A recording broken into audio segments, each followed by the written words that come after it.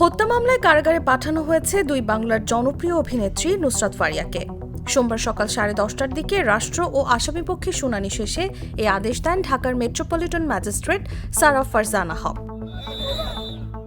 অভিনেত্রী ফারিয়ার গ্রেফতার নিয়ে আলোচনা সমালোচনার ঝড় উঠেছে সামাজিক যোগাযোগ মাধ্যমে।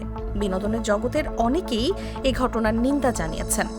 এবার হত্যা মামলায় নুসরাত ফারিয়াকে গ্রেফতার নিয়ে অন্তর্বর্তী সরকারের উদ্দেশ্যে প্রশ্ন তুলেছেন জাতীয় নাগরিক পার্টির নেতা হাসনাত আব্দুল্লাহ। সোমবার নিজের ভেরিফাইড ফেসবুক পেজে এক পোস্টে অভিনেত্রী নুসরাত ফারিয়ার গ্রেফতারকে জনগণের মনোযোগ ডাইভার্সন বলেও মন্তব্য করেন এনসিপি নেতা। ওই পোস্টে হাসনাত বলেন, সরাসরি হত্যাকাণ্ডে জড়িত খুনিকে দেশ থেকে নিরাপদে বেরিয়ে যাওয়ার সুযোগ দেওয়া হয়। শিরিন শারমিনকে রাষ্ট্রীয় তত্ত্বাবধানে বাসায় গিয়ে পাসপোর্ট করে দেয়া হয়। দ্বিতীয় ট্রাইব্যুনাল জানুয়ারিতে হওয়ার কথা থাকলেও মে মাসে এসেও শুরু হয়নি।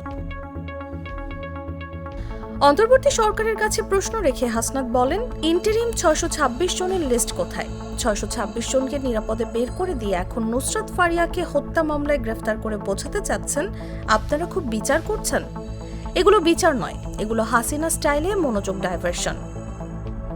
রোববার থাইল্যান্ড যাওয়ার সময় হত্যা চেষ্টার মামলায় বিমানবন্দর থেকে আটক করা হয় অভিনেত্রী Nusrat ফারিয়াকে।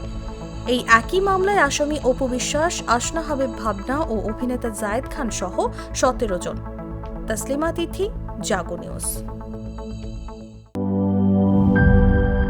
একনল hand wash 100% paraben free, তাই নিরাপদ হাতের জন্য আস্থা রাখুন একনলে।